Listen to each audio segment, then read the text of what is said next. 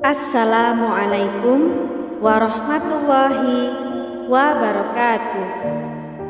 Mari bersama-sama kita mengucap syukur alhamdulillah atas rahmat Allah kita dapat bertemu kembali di channel Wanita Bahagia. Semoga sahabatku sekalian dalam keadaan sehat walafiat. Amin ya rabbal alamin.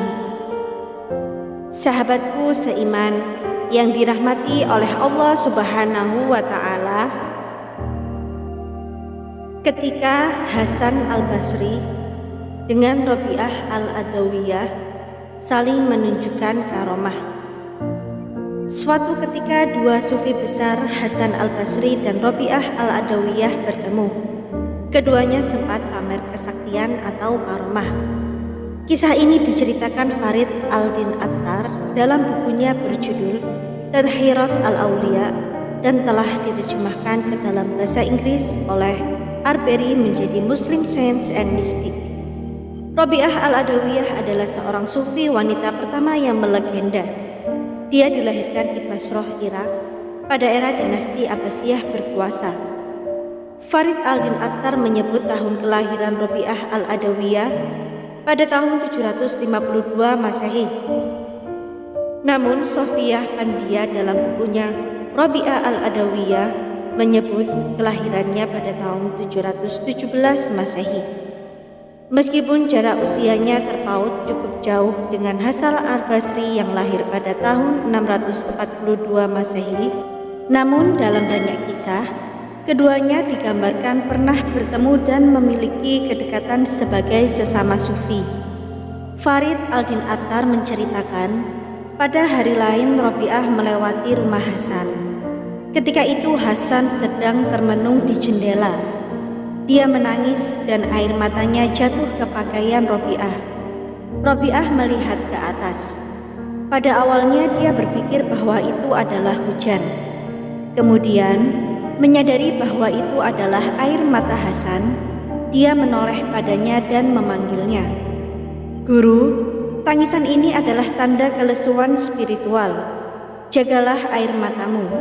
Jika tidak, di dalam dirimu akan menggelora samudra, sehingga engkau tidak dapat lagi mengenal dirimu. Dan hanya melalui Raja yang Maha Perkasa, engkau dapat menemukannya kembali," kata Rabi'ah. Kata-kata Rabi'ah membuat Hasan menderita, namun dia tetap diam. Lalu suatu hari, Hasan melihat Rabi'ah ketika dia sedang berada di dekat sebuah danau.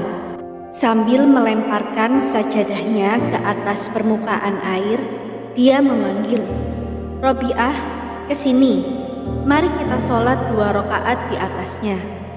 "Hasan," jawab Rabi'ah, "ketika engkau memperlihatkan karomahmu di depan orang-orang, semestinya itu adalah sesuatu yang tidak dapat dilakukan oleh siapapun." Rabi'ah kemudian melemparkan sajadahnya ke udara dan dia naik ke atasnya. "Kemarilah Hasan, di mana orang-orang dapat melihat kita," serunya. Hasan yang belum mencapai tingkatan seperti itu tidak dapat berkata apa-apa. Rabi'ah berusaha menghiburnya. "Hasan," katanya, "apa yang engkau lakukan juga dilakukan ikan, dan apa yang kulakukan juga dilakukan lalat. Urusan yang sebenarnya berada di luar kedua karomah ini. Seseorang harus menetapkan dirinya sendiri ke urusan yang lebih nyata." Suatu malam, Hasan dengan 2 atau 3 temannya pergi mengunjungi Rabi'ah. Rabi'ah tidak memiliki lentera.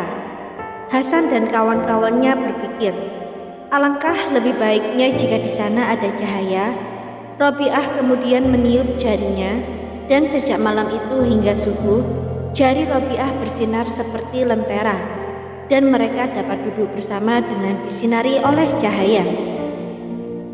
Jika ada yang bertanya, bagaimana ini bisa terjadi, aku akan menjawab, sama seperti tangan Musa. Jika mereka keberatan dan menyanggah, tetapi Musa adalah seorang nabi, aku akan menjawab, siapapun yang mengikuti jejak nabi dapat memiliki setitik kenabian, seperti yang pernah dikatakan oleh Nabi sendiri, barang siapa yang menolak hal-hal yang tidak berarti dari sesuatu yang haram, maka dia telah mencapai tingkat kenabian. Dia juga berkata, mimpi yang benar adalah 1/40 dari kenabian. Rabi'ah. Sampai di sini perjumpaan kita kali ini. Semoga apa yang kami sampaikan bermanfaat dan menjadi ladang pahala bagi kita semua. Jangan lupa untuk menekan tombol like dan subscribe, serta nyalakan lonceng notifikasinya agar Anda tidak ketinggalan video terbaru dari Wanita Bahagia. Sampai jumpa di video kami selanjutnya. Wassalamualaikum warahmatullahi wabarakatuh.